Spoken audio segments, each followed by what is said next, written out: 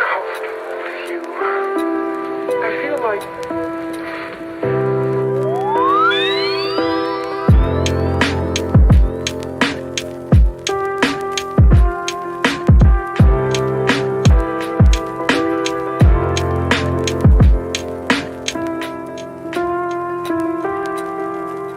I'll always love you. I'll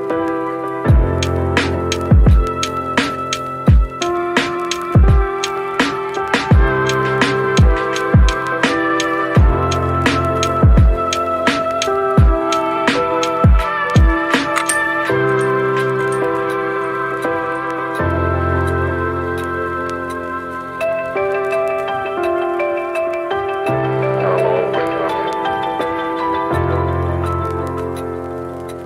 you. Always.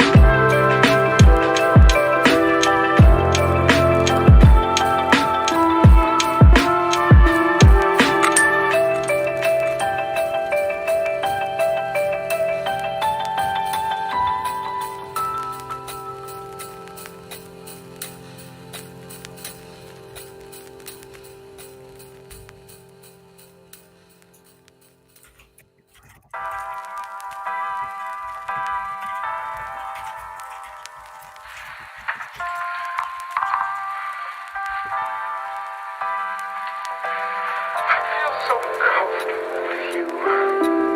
I feel like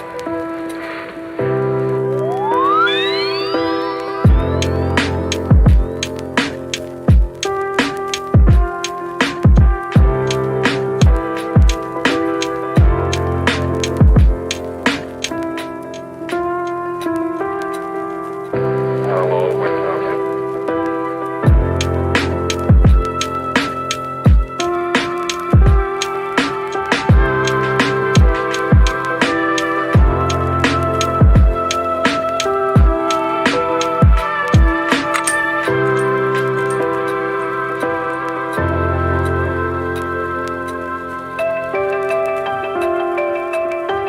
I'll always love you. Always.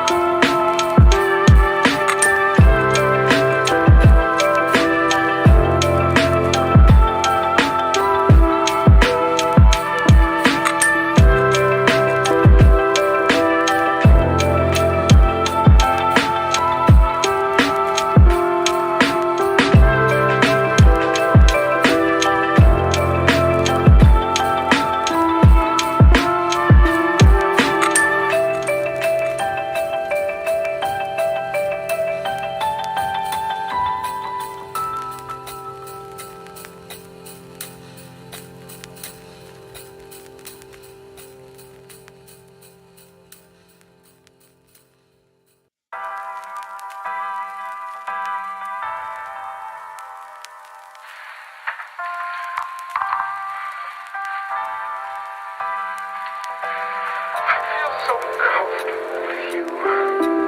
I feel like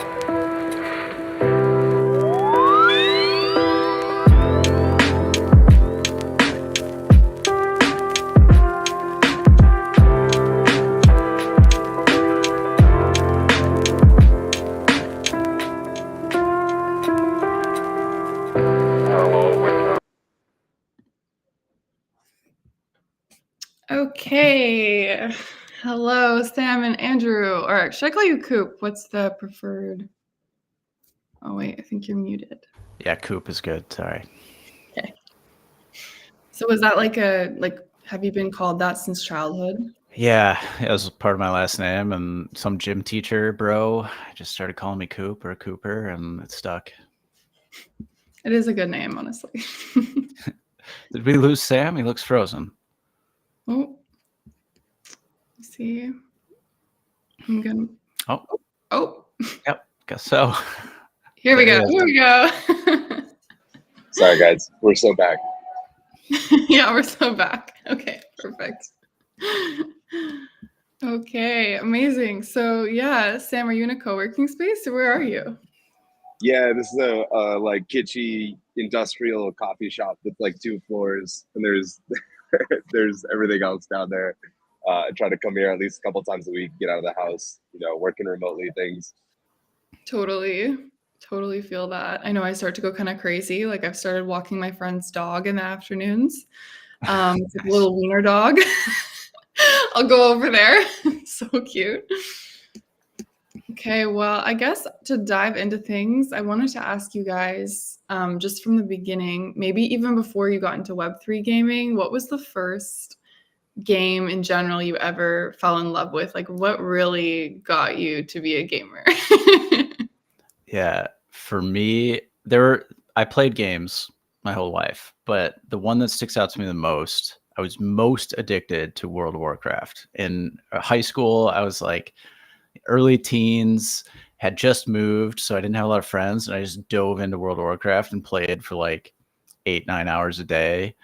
And yeah, that really got me. And ever since then, I've still kept playing World of Warcraft, and it keeps me like in touch with games, I guess. Coop and I, in an alternate reality where we met 10 years earlier, were BFFs through high school because World of Warcraft was my biggest addiction as well. I was the best at StarCraft 2 when I was like 18, but I started playing StarCraft 1 when I was like 5 with my brother whenever it first came out. And that was the thing that kept me like coming back to real-time strategy games throughout my life. And World of Warcraft was just, man, so many experiences. And it's funny now, like, I remember so many times getting like scammed by people being mean to me, you like learning about like market manipulation on the auction house and stuff. And I was like, Mom, like I think I'm really like learning stuff here. And she was like, yeah, maybe you are. And sure enough, now we have like a lot of these same parallels in literally our industry every day. So it is kind of crazy to see that stuff come full circle. I said the same thing to my parents back in the day. I was like, I'm learning about the market. Like, come on, this is obviously valuable. Meanwhile, I like wasn't studying for anything. Yeah. Yeah. They're like, please pass high school. Like, please. Right. And I hear that all the time. Like everyone who loves Web3 gaming was a part of an MMO. Like MMOs Facts. are one of the like pipelines to thinking that you should own your assets in game. Mm. And that's one of the reasons that I'm so stoked that Avalanche has MapleStory. Like MapleStory to me, I didn't really grow up on it. I played it a tiny bit, but I dated a Korean girl for 4.5 years, and she was obsessed still, like 20 years later with MapleStory. And still like some of the best friends I have in Web3 are like, bro, like I'm still addicted to it after 2 decades. And, Yeah. and sort of have like that culture over here is incredible. Sorry, go ahead, Coop. It's like the Asian version of World of Warcraft for all It the really people our is. age. Yeah. What is like the main concept of that game? Is it like I don't know, like it's like a strategy game, like a very complex, you guys? It's a, sorry, Coop probably knows better than I do. It's like a 2D platformer, really, really intense like grinding mechanics, but there's a lore to it, sort of like anime-esque that I think people really attach to, especially from that culture. Anything you would add to that, Coop? Yeah, that seems right. Plus the whole like it still has a big economy and a lot going on that is strategic, but like the gameplay is a little more simple. Okay, interesting. To check that out. So then they brought it onto Avalanche, you're saying? They're making a new world, and it's living on Avalanche app chain or subnet, we call it. Yeah, it's not out yet, but they basically are leaning into UGC, and everything in game basically is created and owned by players. That's so cool. Like, yeah, what other games have you guys seen that are doing the coolest things you've seen so far with UGC? Because I've been seeing some really cool things so far, but I just feel like that capability can just be taken to the next level. And I'm curious what you guys have been seeing.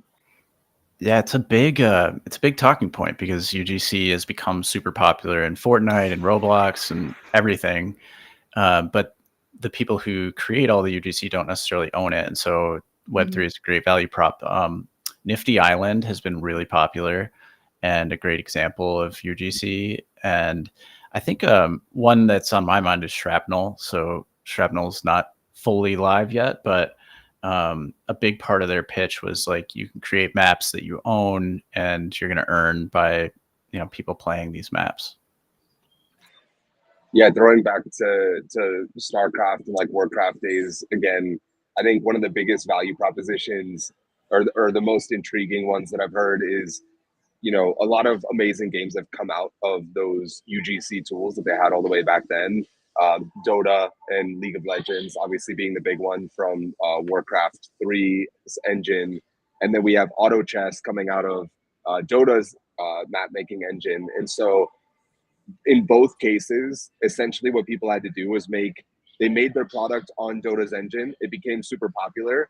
And then they had to remake it in their own engine where they really owned all the intellectual property and essentially compete with now other people trying to beat them at their own game and create something similar. So whenever Auto Chess got popular, you had Teamfight Tactics, which is Riot. You had Underworld, I think was what it was called, the Dota mobile game. And then you had Auto Chess spun off another one that I don't even remember what it was called. And it's kind of messed up that they didn't own the intellectual property. They couldn't actually benefit from it. Like clearly, like they had a lot of success and that's great. I'm sure they could leverage it in some way, but to actually be able to own the UGC that they built in the engine and monetize it directly in that would have been a complete game changer in both of those cases. So I'm really, really excited for games that truly give people tools to be able to create these unique concepts and hopefully be able to benefit off of them. Because if they just kept building on Auto Chess inside of that engine, we actually might have had an even better form of those games. I'm not really a fan of Teamfight Tactics. I'm not really a fan of Underworld, but I fucking loved Auto Chess. And I wish they could have just kept iterating on that. I think it would have been a lot more powerful. I'm also really excited about what Avalon is doing. I was able to invest in their private rounds, and they have a lot of things that they're cooking up. It's a lot of buzzwords, honestly, like UGC, AI integration, MMORPG, and it's a little bit overwhelming whenever you try to like understand how they're implementing all of that stuff, and a lot is still unrevealed. So I don't want to say too much, but if they're able to pull off even like 30% of what they talk about, I think they have a really, really interesting value proposition that a lot of people will resonate with. You know what? This kind of goes into a point I was gonna ask you guys because I was, looking through your Twitters, whatever. I was doing my background research, okay. And like this morning, I noticed like Coop, you had made a tweet where you were kind of saying like, you were kind of talking about creators or just like KOLs on Twitter and how a lot of people, obviously people are investing in private rounds, and then just talking about it's such a careful line between how much do you have to disclose, like, and there's been things coming out in terms of, they're getting way more strict on certain platforms in terms of how much you have to disclose about what you've been investing in, what's an ad, what's not. I feel like Twitter's really not that strict on it right now, but I'm curious, like, how do you guys feel about like disclosing those things, like in terms of for KOLs or any sort of creators? Like, do you feel like what's the culture around that right now, and what do you see happening on your end? I think crypto has always had a poor culture around disclosing. There's a lot that happens behind the scenes, and like when you disclose and you say you're invested or you're part of a KOL round, like people discount your whatever you're saying about it just a little bit, and so because people think they can get away with it, they often don't disclose. But I think gaming, my tweet was a little harsh on the KOLs lately. Twitter, it's fair. Yeah. But I do think that the gamers in the space disclose more than a lot of the investors. So I'm happy with that. And I know that a lot of the gamers kind of shame each other about it. And I think that's a little healthy. Like we should be disclosing what we're invested in. That's literally the law in the States, at least. Yeah, Sam, I think I think there's frustrations on both sides. It's like it's really frustrating how sort of ambiguous it is, and like what you need to disclose, when you need to disclose it, what the difference is between being sponsored versus investing in something. Do I need to disclose if I comment on something that I'm an ambassador and I say, hey, this looks really cool? Do I also need to be like, by the way, sponsored by Wilder World? Like it gets really convoluted really fast. I got a DM from somebody the other day who I trust their opinion a lot, and she was like, hey, just so you know, like the SEC is very clear that you need to use the word sponsored now.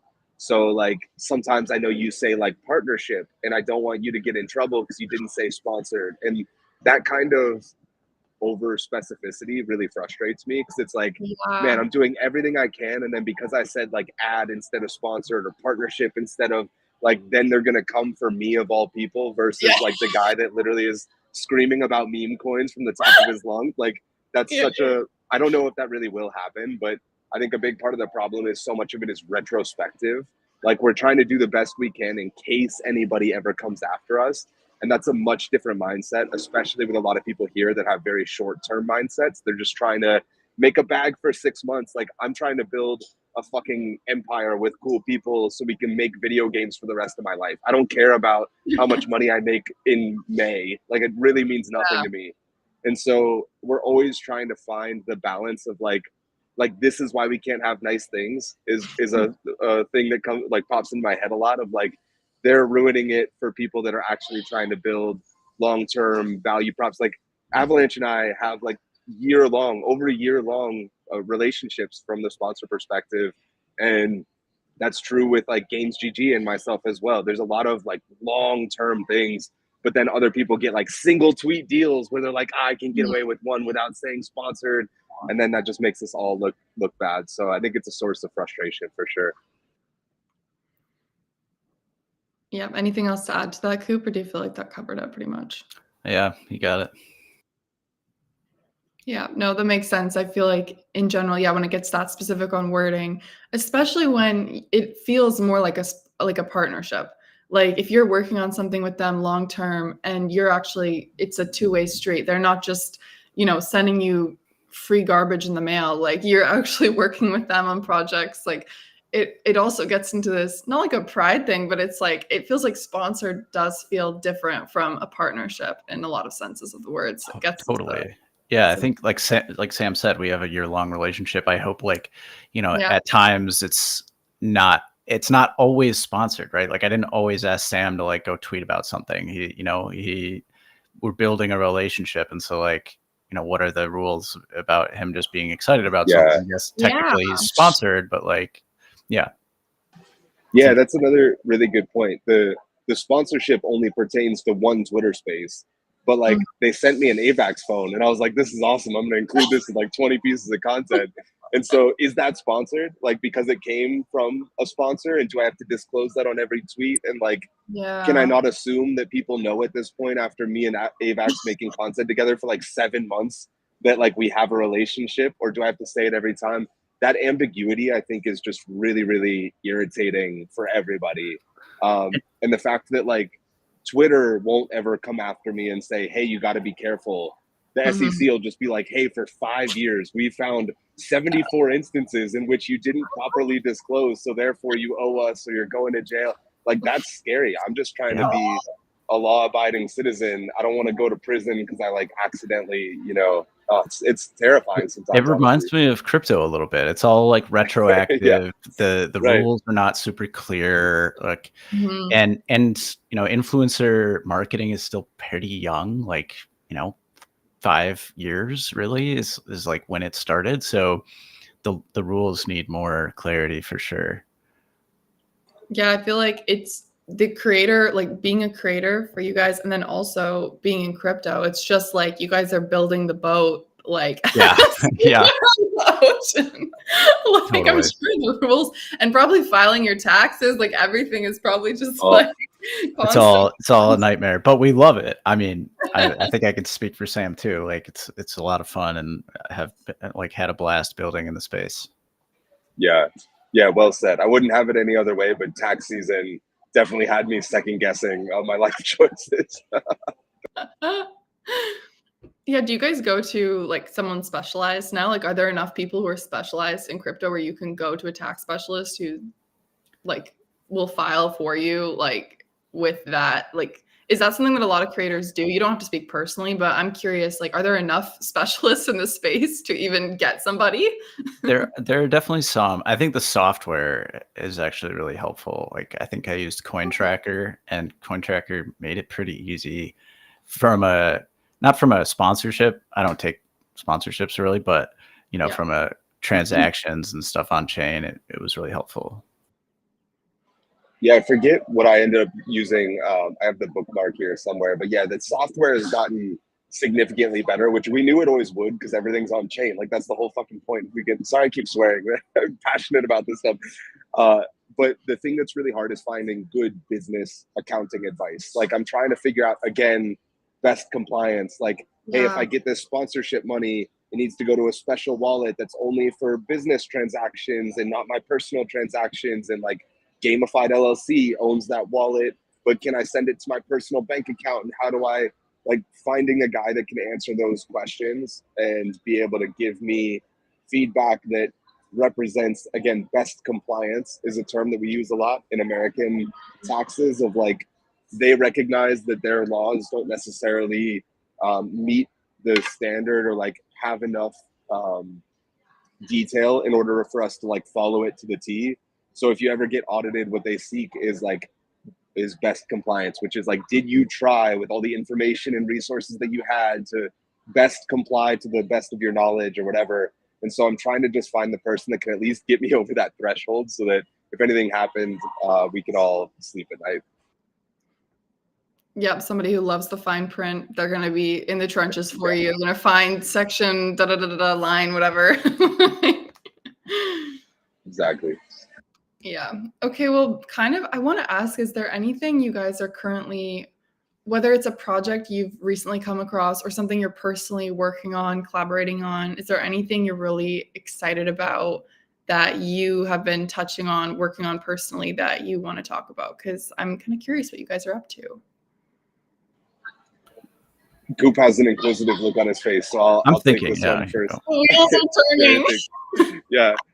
I released a thread yesterday on centralized exchanges, and it was through a bunch of founders and what they had told me anonymously because they couldn't talk about it publicly. Obviously, they have to look after the best interest of their investors, their projects, their community, all those good things. And so I recognize that there are a lot of conversations in Web3 that are really hard to have publicly with your face, your brand, your organization attached to it. And so that's something that I'm looking to do more of, which is if people have information or experiences and anecdotes that they want to share and want to get out into the world, but they can't because of all those attachments that they have, I want to kind of be seen as like a vessel that can communicate this to and start conversations. And the response has been really amazing. Like the amount of comments that people left publicly, and then also the amount of DMs I got of people being like, bro, thank you. Like finally somebody's saying it, putting it out in the open, starting the conversation. It just makes me feel like I really hopefully am contributing to the growth of Web3 gaming, like in the right direction. Speaking back again to like wanting to be here for 10 years, building cool shit for 10 years, making it a better space. And I feel like yesterday we like accomplished a little bit of that. And so I'm excited to keep doing those. And if anybody listening has ideas, you know, people were talking to me about market makers and KOL rounds and game development in Web3 and legal compliance, all those kinds of things. So if you want to start a conversation, feel free to reach out to me. Yeah, that's great. Yeah, good to know. And when I usually do like a recap on my personal Twitter that I'll like retweet from the Focus Tree account or something about like things, takeaways from this. So I'll definitely include that because I feel like that's very, very cool that you're doing that. You're kind of doing like I don't want to say journalism, but like you're being the voice for people who can't share publicly without potentially affecting their stock or, I mean, you know, their token price or whatever it is. So yeah, that's really cool. Thanks. Yeah, I apologized for my lack of journalistic knowledge, and then somebody reached out to me and was like, "Bro, as a journalist, like it wasn't bad. Like you did pretty good." I was like, "Oh, thank God." Was there anything that you felt like was there anything you felt like you'd want to add to the next ones? Like when you're doing more of these, did you want, even it could be things you could outsource, like, did you think maybe there's someone who's watching that, I don't know, maybe if you wanted data visualization, or was there anything like that you felt was missing, or did you just feel like it was just more like you are figuring out how to format it and like what questions to ask? Yeah, I think there's a lot of different directions it could go in. Like we could add a bunch of opinion, right, and turn it into an op-ed and be like, here's the information and also, how I feel about these things. I decided more so to lean into just like, here's the information I'm getting, and mostly it's raw form so that you guys can kind of make the judgments yourself. But I think there's a lot of derivative content. I've thought about putting a follow-up thread out because I've gotten some people reaching out to me being like, bro, you didn't even talk about blah, blah, blah. And I was like, yeah, like that's kind of intense. That might be worth, continuing the discussion. We're going to talk about it on Gamified today as well.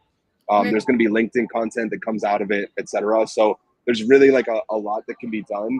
But for the most part, I'm just glad that the first one is out and that it was well received and that people kind of like see the message in it and not just being like, yeah, fuck those guys. Like there's actually a genuine conversation that's coming out of it. And that makes me feel really positive. But Coop, what are you cooking, man? What are you cooking? I know you got a couple things in the bag. Man, I feel like we're mostly cooking like regular stuff, to be honest. We have a ton of great games and we're trying to help them do marketing. Like that's a big focus for us. And so it's nothing like flashy, but there's just a lot of games these days that are still like close to coming out, working on their marketing strategies. We talk to MapleStory a lot. We talk to Fableborn, and I just feel like we're doing work in the trenches right now, really. So is this through Safari Club? Oh no, this is for Avalanche. I mean, this is through Avalanche, yeah. Yeah, like part of my job is to grow Avalanche, and part of that is to help the games grow as well. Okay. Very cool. So are you like, in terms of marketing, are you kind of leading that side of things, or are you part of? Yeah. So I used to say I was the lead marketer for the gaming vertical on Avalanche, and I think that's still true. We've got a bigger team now, but yeah. Okay. Very cool. Okay. So you're cooking things up in the lab at Avalanche. Yes. I said that really weird, but Avalanche. He's the puppet master. He's always pulling strings with so many different projects that he can't talk about yet. So Coop is in the lab, the Ava lab. In the Ava lab. Ava lab. Very cool. Okay, yeah, I totally respect that. These things they're behind the scenes, they're early stages, so no worries there. Let me see. Yeah, I guess I was wondering, this is kind of a question I asked the other week, and I thought this was kind of cool to get the perspective of people who are just knee deep in the industry, just over the past year, even more recent, maybe you could even say within 2024. I know things change so rapidly, but I was wondering, were there any major shifts or changes you've been noticing in the industry, maybe trends, maybe new developments coming out with AI, like anything you've noticed that has changed over the past like 6 months to a year? Damn, where to begin, honestly. Coop, I think you have actually a better pulse on this stuff. I'll chime in after you. Yeah, I mean, a lot has changed. The sentiment around who you're targeting is a really interesting one. I think it's always changing, really.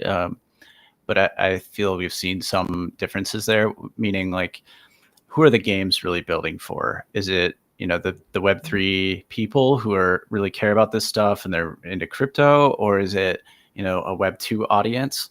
And there's still a mix of that between games, but I think there's been a bigger focus actually on appealing to the people here in crypto. And when you talk about startups, a lot of people share the advice that, you should build for the people who care, and eventually they will grow. And if you've made something great, it will go mass audience if it's supposed to, you know. And I see a lot of people thinking that route these days. Like, it's all about incentives and play to airdrop, and you know, how can you add financialization to your game has been like a huge focus this year, and less so like, hey, we're going to go sponsor Dr. Disrespect and like get our game into the Web2 masses. And I think that that'll come back a bit, like as people see that the just focusing on crypto is a little small and niche. But it's always a conversation that's changing, and this year has been more crypto focused.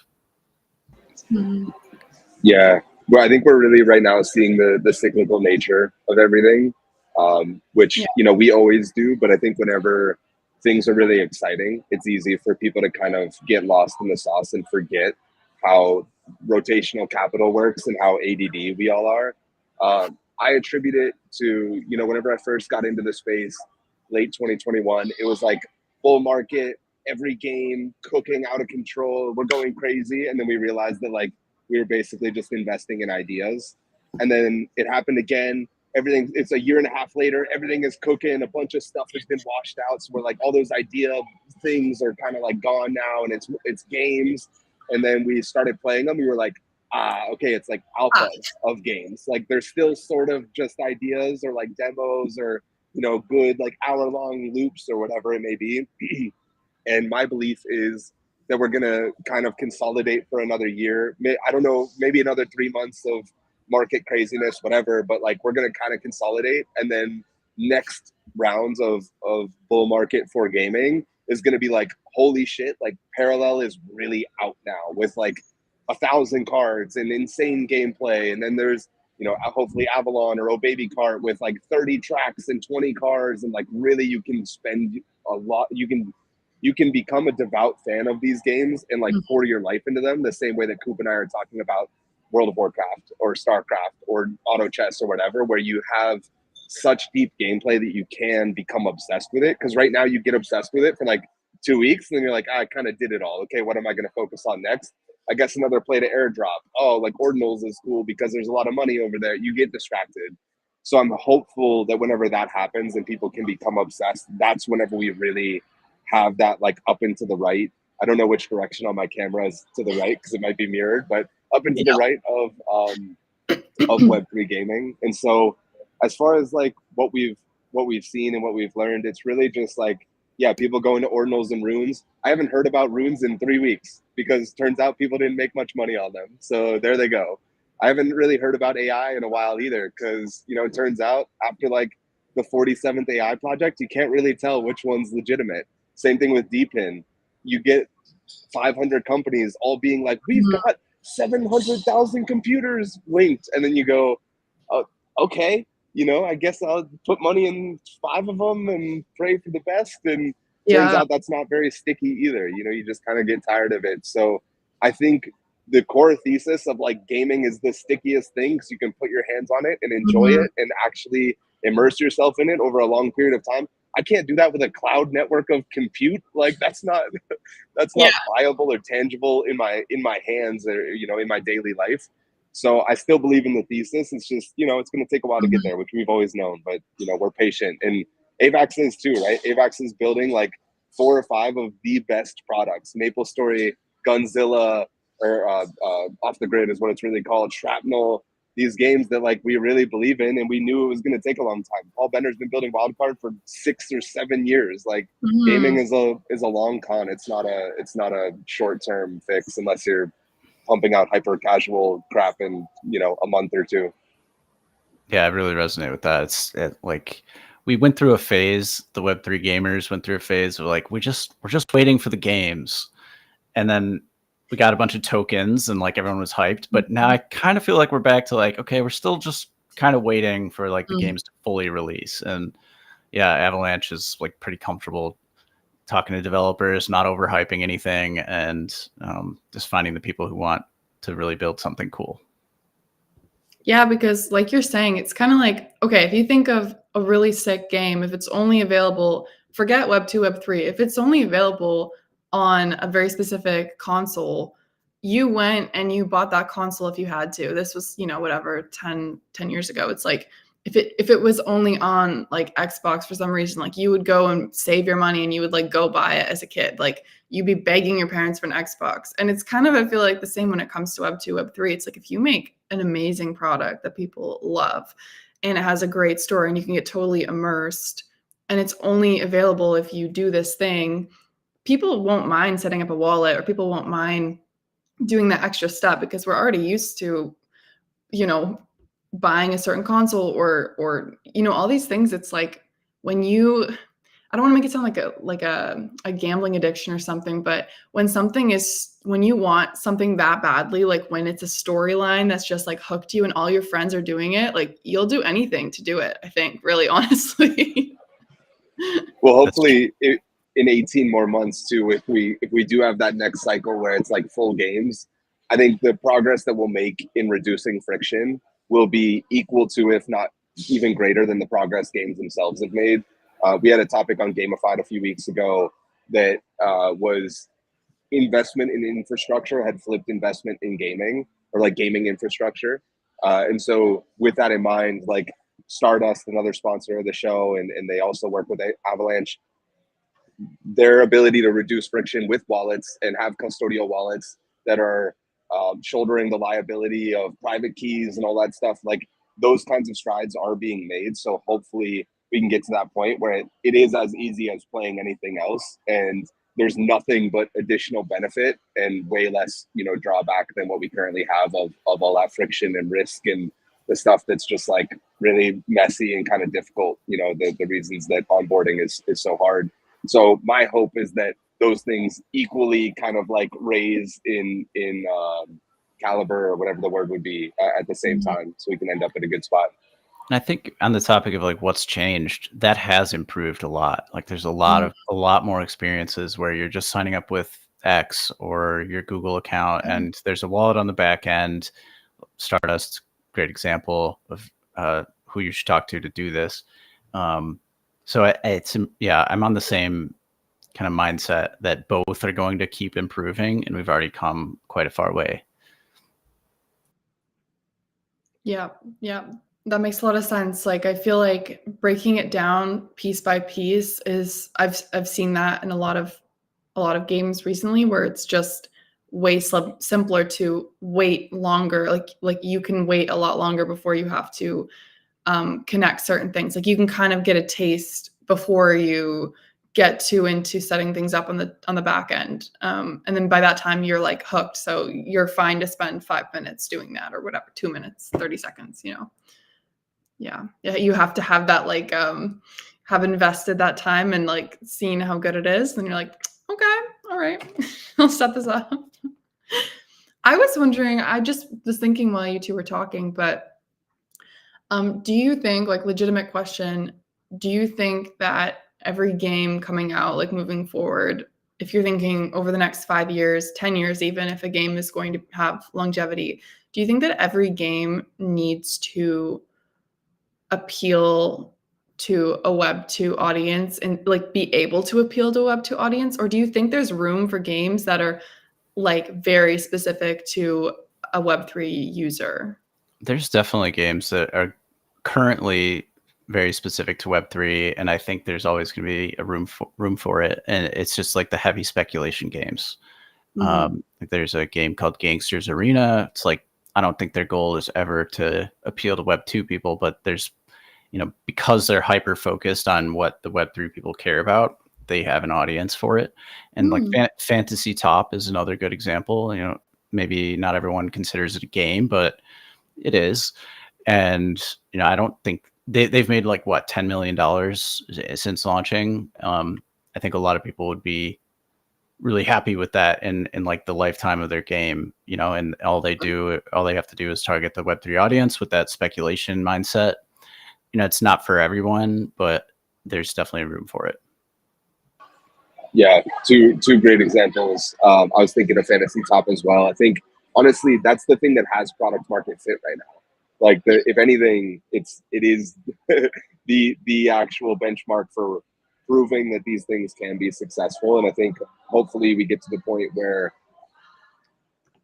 we have both, and it's more like picking what genre of game that you want to experience versus sort of like I think right now it feels more like we're being forced on like it's being forced on us because it is the successful thing and it's where speculators go and liquidity goes, and so it feels like everybody has to play catch up with it.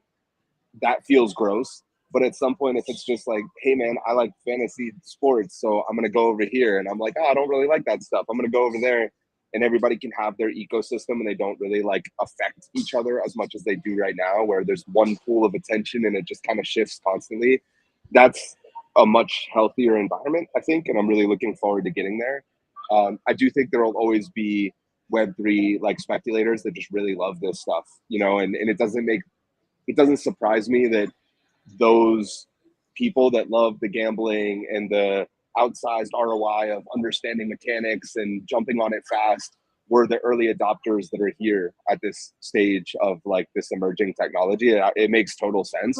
I think it's a bit frustrating at times, but like there's definitely a market for them, and I think will continue to be. And it's there is a spectrum to it. Like, and I think the Ronin ecosystem still really likes the play to earn narrative, and they probably will always stick with that and have an audience that enjoys that. But we're gonna, like Sam was saying, I think we need the expansion of the audience into less of that in a way, and just have a bigger audience for all of it. Yeah, that makes sense. It is really just that group of early adopters right now, even though like, you'll listen to things and people will still be saying, Web3 is early, crypto is early, but I feel like you forget it when you've been in the space. I'm sure for you guys, you've been in the space for a while, and it's kind of like, am I still early? But it's like compared to the rest of the world, or that whole idea about when you guys are talking about AI being integrated, it's funny because we're all on Twitter, like, I feel like, not that it's like passe, obviously it's amazing, but it almost feels to the point where if you're not using AI in your job, if you're not using AI in your business in some way, it just seems crazy to me. It's not like exciting to me. I'm just like, this is just like a tool you can use to make your life easier in pretty much any direction. And it's constantly changing. It doesn't blow my mind. It's just like, like a tool that anyone can access right now. So it's like, why wouldn't you be using it? But yeah, the rest of the world is not necessarily on the same page. I think we get tired of being early too. Absolutely, dude. I'm so sick of saying we're early. Oh my God. I do think we will get to that point though, where it's like, why are you not using blockchain technology? Like in some way, because they pretty much every business, there's at least like one or two ways where it just kind of makes sense. But like every transaction basically has to be gasless unless it's super important. NFTs have to be incredibly easy to create, track, move around, etc. Like there's a lot of stuff that we have to get through. But personally, I'm really proud of the progress that we've made since 2021. Like the maturity and the amount of gameplay and like real trailers and actual builders and genuine investments and good quality projects and stuff. Like it's not perfect and there's a lot of problems, but I'm stoked with the progress that we've made.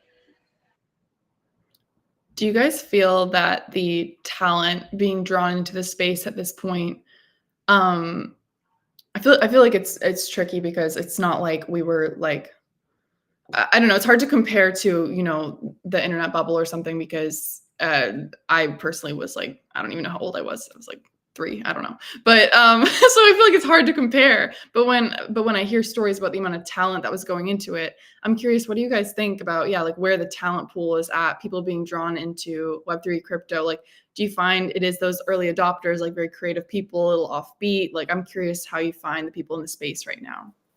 Yeah, I still think we attract like a creative early mindset type people. But also, I think people like Sam, who's been around, but like really getting invested into it and making it a career is, I think that takes some time from somebody like just getting interested in the space to becoming a full participant and like content creator in his case. And I see a lot of new talent in that way. It's like they're hanging around, they're interested, but they're really like getting more involved and leveling it up. And like everyone, I think in Web3 gaming would say Sam changed like content for the space just by improving it in the spaces. So I see a lot of that happening. And I really like that. Thanks for the kind words, Coop. I appreciate that. And you actually raise a really great point, which is he's right. It took me, I think, about 18 months before, like between kind of being onboarded and being like, I'm going to learn what a wallet is and I'm going to start watching videos regularly, to being like, I'm going to make this my life and I'm going to produce content and build relationships that are super long term and try to meet the right people and contribute to community and stuff like that to turn it into what it is now for me. So that's actually a really, really good point of like, there are different stages. We have to like red pill people and like making them sort of understand the value proposition. And then they need to be inspired enough that they go through the learning process. And then they need to see how it applies to their current talent or skill set and how they can come into the space. I think we are going to have an influx that maybe, again, to Coop's point, is like, maybe they're interested now, but it's going to take them another year before they start getting placed at jobs like at companies like Avalanche, because we've seen a lot of layoffs in Web 2. And meanwhile, in Web 3, I've been approached probably 15 times in the last month of like, hey, do you know a guy that's in marketing? Hey, do you know a guy that could do for community or whatever? And so we're having sort of opposite problems, and that's great. I'm super proud that I'm in a space where hiring is going through the roof, and I hope it stays that way for all of my colleagues that I'm supportive of and care about. But I have mixed feelings about. I got a message from somebody the other day, and they were like, if I hear from somebody at this point that they're not already into Web3, I am not going to even take another meeting with them. Like, I don't give a damn anymore. I'm just trying to stop dropping F-bombs. I don't care anymore about like their skill set. Like, they have to be interested, because I'm tired of trying to convince people. And I think that's good that we have enough, hopefully, talent that you don't need to convince people anymore. But it bums me out because I want those guys that are super passionate about it to be teaching them and be like, hey, yeah, like, let me show you all the virtues. But I understand not wanting to invest the time. Like, I just hope people, take the time to learn themselves. And speaking from my own anecdotal experience, I have I call him my little brother. He's my fiance's little brother, but we've been really close for like 7 years now. And he's actually en route to graduating as a computer programmer. And so I've been telling him, like, why don't you learn about Solidity? Why don't I connect you with some Web3 gaming devs, and hopefully they can teach you like why this is important and why it's going to be emerging tech, instead of you learning Ruby or Java or something that's been around for 30 years and you can never be the best at it. Like, you could be the best Solidity dev in the world in like 3 years if you really put your mind to it. It's a completely different game. And that's been really inspirational for him, I think. So he's been taking some meetings with people that can kind of give him advice and point him in the right direction. And, one person at a time, especially starting with the guys that are younger and can learn quicker and don't have bad habits from other industries and stuff. Like, one way or another, we'll get there. I think job cycles are pretty important. Well, the overall cycle, which also leads to job cycles, where recently everyone's gotten funding, they're hiring. This brings in new talent. It makes it more attractive for the people that are already here, and that competition drives more people coming to the space. And I know a couple of kids who are just graduating college, and they've been participating in the space for a while. And now it's time to like go get a job. And of course, they really want to work in this space. And I think, continuing to hire people just drives growth. Yeah, but it's kind of interesting. I don't understand the exact mechanics behind what's like. It just seems funny that, not funny, but like how it really is inverse right now. It's like everyone in Web 2, like in traditional tech, is being laid off. And then, Web 3 has an influx of capital right now. And it's just like, a lot of those investors, there is overlap between who is not choosing to invest in Web 2 right now and who, like, they're putting their money into their Web 3 fund. Like you think of something like A16, like Andreessen Horowitz, like crypto. And I don't know. It is interesting. Do you guys know anything more about the mechanics behind why the cycles are like? Is that typical? Like, is it typically one is up, one is the other's down? I don't know about past cycles really, but I mean, the tokens are just extremely attractive to investors. and it's going to continue to drive that.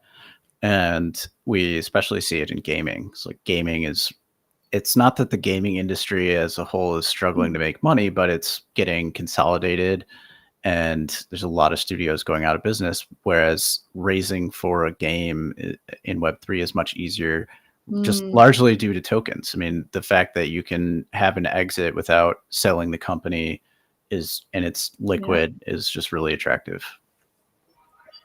Yeah, I think it is kind of specific to gaming in general too. Like we're seeing in Web 2, and this is my understanding based on like media I consume and podcasts I listen to and stuff, so take it with a grain of salt, but it seems to me like, you know, gaming has been on such a meteoric rise as far as the profitability and like the market cap of gaming. $200 billion a year, bigger than music, movies, and TV combined, I think is the stat, which is just insane. And so whenever you see that, you see a ton of VCs rushing to the market. You see a bunch of consolidation at the top where somebody like Activision buys a bunch of organizations.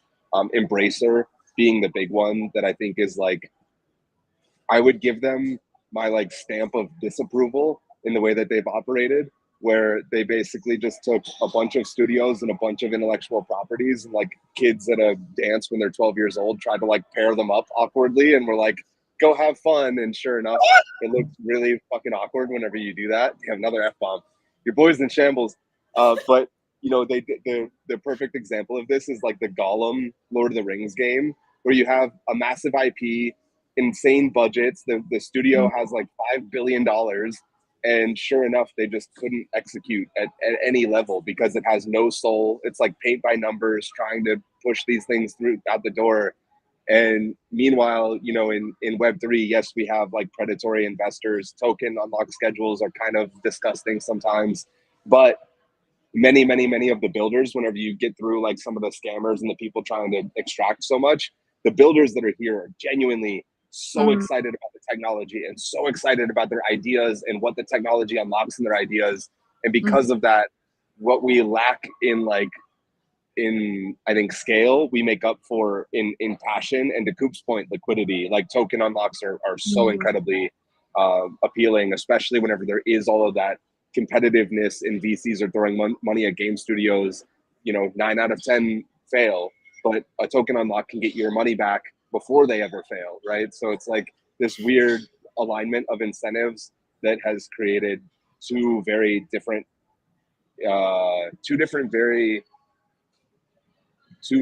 silos. They operate very differently, even though at the end of the day they're like the same industry.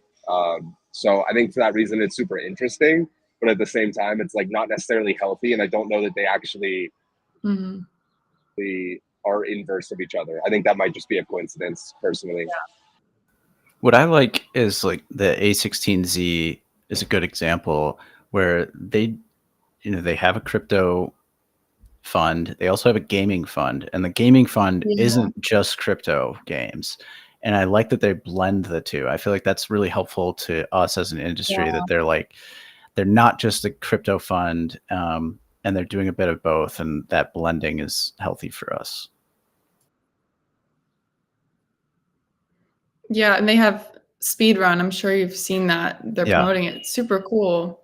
Very cool. Yeah, and if anyone watched that. Sorry, you sent people to that? Oh, sorry. Yeah, I must be lagging. Yeah, I try to send people to that from crypto because I'm like, guys, please like build this relationship for us with A16Z. Yeah, and it's so cool. Like I'm really curious to see what comes out of that this year. And listen, I tried to get Andrew. I want to get him on here. He told me he's currently not doing outside like podcasts outside of his own media. But Andrew, I know you're not watching this right now, but if you are, we want you. We want you on the show because I think that's so interesting. Yeah, to combine the two, and I feel like that is kind of the future of the industry. It's not so siloed. It's not so separate. It's a part of the ecosystem. It's just another way that investors, like, not to make it sound kind of ruthless, but like another way you can make money in a different, like, it's just, like you're saying, they don't have to sell. They don't have to be acquired to give you your money back. Like, I don't know. It's really cool. It's a whole different business model. It is. It's cool. And try for like Robin. Have you tried Robin Guo? No, I haven't. He's a little But smaller. yeah, but they're also part of Speedrun. I feel like I've seen that name. I feel like I've seen that name. Yeah. Yeah, there's a couple I can send them to. That'd be amazing. Yeah. Yeah, I think that'd be really cool because yeah, for obvious reasons. But anyway, very cool. Okay, I had a thought. I was like thinking this could be kind of fun. I think that little like mini experiment for you guys, if it was just the two of you, forget I'm here, but like if it was just the two of you locked in a room and you had 10 minutes and you had to give like to design the framework for your own game. And it can be really simple, it can be more complicated, but like and you don't have to think about what technology exists right now, but I'm curious like what that game would look like. I'm sure you guys have played, a million games and what you're like, oh, like if only it had this, and oh, if only I could play this, like if only this was possible right now. And yeah, I guarantee Coop and I are both just thinking of World of Warcraft with NFTs. Yeah, I was like, yeah, I'd probably try to shove some Web3 into World of Warcraft or Fortnite, honestly. Yeah. Yeah, I would say maybe actually probably what Avalon is seeking to do, like an MMORPG with UGC. Like we've seen it with real-time strategy games and now with like shooter games utilizing Unreal Engine and UEFN and stuff. I think an MMORPG that can generate, instead of having to do their own live ops, having their live ops actually always just be user-generated content would be incredible. Actually, Coop, I'm wondering if you've heard of this. I just found out last night about something. I'll see if I can find the name. I sent it to one of my boys in a chat. It's called Ascension, and it's classless World of Warcraft. Yeah. And I guess I don't know if it's completely illegal or not, but I guess like certain aspects of World of Warcraft are open source, and if you like iterate enough on it, you can legally get away with like private servers. So they basically made World of Warcraft with no classes. Every class, everything can just use all of the abilities, and you can like mix and match them. And then they took all the dungeons and like remade them with like different we call them mobs, like different enemies and different rewards, and they added like 1,000 abilities. So it's just like completely off the wall. Like it literally is UGC World of Warcraft. And I think that as like a Web3 game that just is endless and can always be iterated on, and somehow the people contributing to it are rewarded because some of it is NFTs and there's like a public market with a token, and you pay, the token is burned whenever you want to use a UGC or something like that. Would just be, I would literally never leave the house again if that existed. Like my whole life would be ruined. I'd be in shambles, and it would be incredible. It'd be worth it. Yeah, that sounds pretty good. Maybe dangerous. Yeah, maybe the technology is too powerful. Yeah. We don't want to enable that. Yeah. Honestly, like one of the games, the first game I ever fell in love with was Final Fantasy 12, and playing that on whatever it was, PS2, and that game felt like an endless game. I just feel like it was one of those games that was so big. I'm so curious how big the budget was on that game. That game was like the longest game I've ever played in my life. Like you could play it for hundreds of hours without completing the storyline. Like it was just so long. And you just felt like there was a storyline, but it wasn't like you could stick to it, or you could, just kind of keep doing your own thing for a couple hours if you wanted. Side quests. You could really take as long as you wanted to finish the game. Really, really beautiful visuals. Do you feel like there are any games that are doing like in Web3 right now that have like exceptional visuals, or is that something that's kind of lacking at the moment? Providence. Oh, Providence is so sexy. Yeah. Oh my God. Yeah, I think there are a few. Like Providence is a good one. They're still in testing, and so it's not like fully out. Off the Grid is another one. Again, not fully released, but these two games are like, nobody should look at it and think that it's Web3 or like, lesser than the games that people play today. Yeah, agree with both of those completely. I think Parallel, honestly, is for a card game. Like, you would never think like that card game has great graphics, but Parallel is gorgeous. Like, every time I look at it, I'm just kind of taken aback again. Um, Illuvium is like a really common example. I know people have some qualms with their gameplay, but there are some really gorgeous elements of Illuvium. Star Atlas also can be really beautiful at times. Wilder World, like, I think we are getting to that point, but at the same time, it's important to remember that like graphics are there's two important things. One, graphics are not everything. Like, you can have a beautiful game that is absolute dog shit, which is why I'm super excited when I play Providence to be like, wow, this is fun. This is like really enjoyable. Wilder World as well. And then the other thing is, if it has AAA graphics, it's going to take a really long time to build. Like, it just is. And so learning to be patient with those teams of being like, you're asking for it, like, then in return, we need your patience and for you to stick with us and make sure that like you're not expecting too much too soon. So if we could do that, you know, I think the future is really bright, you know, 3, 4, 5 years down the road of having these Web3 games that are gorgeous and have massive open world gameplay loops like what you're talking about with Final Fantasy. Yeah. Yeah, it's that's a good point. I'm really curious what's going to be happening or what is happening in terms of, I always think there's a place for amazing artists. Like, we have really amazing artists on our team doing 3D art, but it excites me to think of how AI technology could take, like, let's say somebody would, you know, I'm sure this kind of already exists, but you know, they could create an image and then, you know, you animate parts of the image, but just making that process so much faster and making like those parts of games, like you could create like a really exceptional, like being able to make it, whether you want to create short films or like a almost like a visual component to an illustrated book, or in a video game, like people you can move, but using that technology, it's like it must be there or it must be on its way to, you could draw a character and then you could just tell it exactly what to do. It's definitely on the way. It's A16Z just announced they backed something called like Yellow 3D, I think. It's like the most recent announcement on their site. And it's using AI to help make 3D models faster and specifically for games. And I think a lot of that stuff has been invested in, but hasn't fully come to market yet. Yeah, well said, Coop. I would agree. And I think almost every single game company on earth at this point probably has at least some level of AI R&D that they're doing on the side. At least all the ones I know are talking about it and figuring out ways that they can integrate it.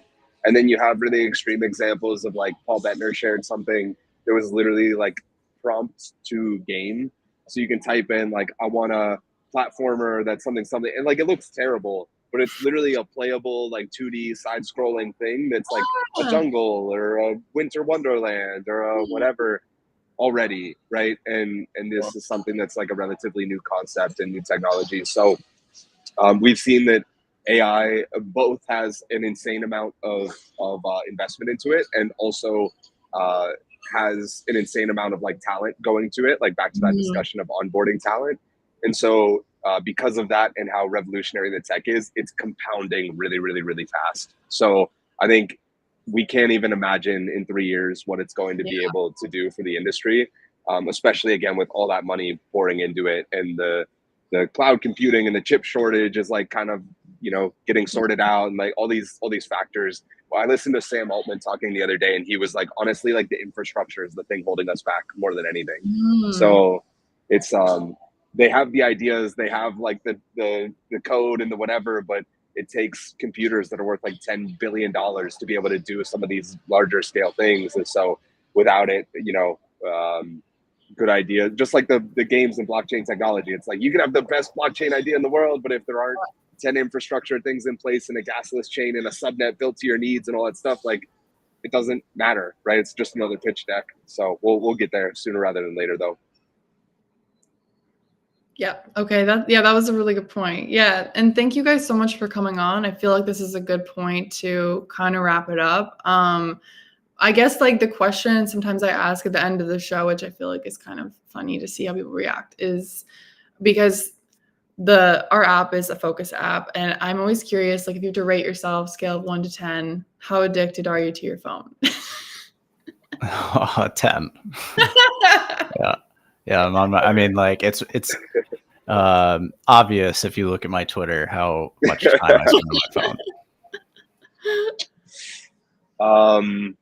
I'm gonna say my phone like a 5. I've never really been somebody that like passively uses social media. It's always been intentional and like usually for a business purpose for me.